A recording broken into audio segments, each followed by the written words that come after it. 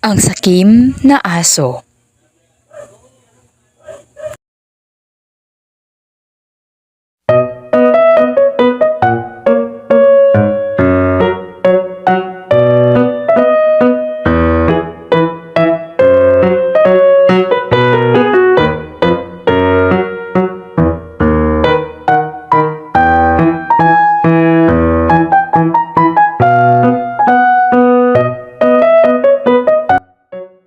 Sang araw, mayroong isang asong nagngangalang Max. Nung araw na iyon, napag-isipan niyang maglibot. Sa kanyang pamamasyal ay nakakita siya ng isang buto. Tumingin si Max sa paligid, ngunit wala siyang nakitang sinuman na maaaring magmay-ari ng buto. Kaya naman ay dali-dali niya itong kinuha at kumaripas ng takbo. Matapos niyang tumakbo, hindi na makapag-antay si Max na kainin ang buto. Nagsimula siyang maghanap ng tahimik at kalmadong lugar kung saan niya pwedeng kainin ang buto nang walang nanghihingi sa kanya.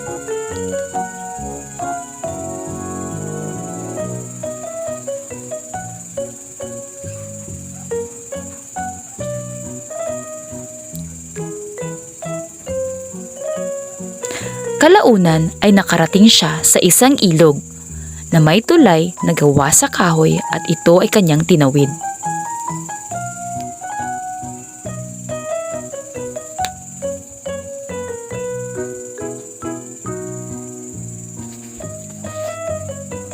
Habang siya ay tumatawid, napitingin siya sa tubig ng ilog at nakita niya ang larawan ng kanyang sarili.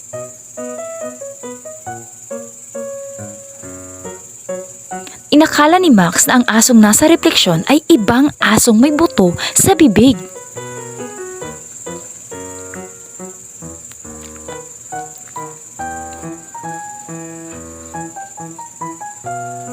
At ang mangmang na aso ay napuno ng kasakiman.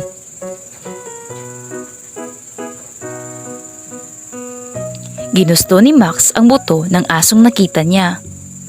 At upang hamunin ito, hitinahulan niya ang kanyang refleksyon.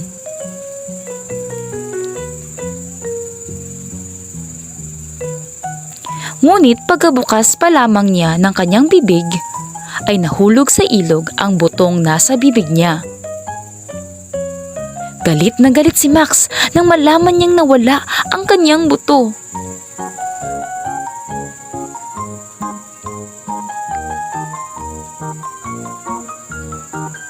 Sa pagsubok niyang makuha ang hindi sa kanya, ang sakim na aso ay nawala kung ano ang mayroon siya.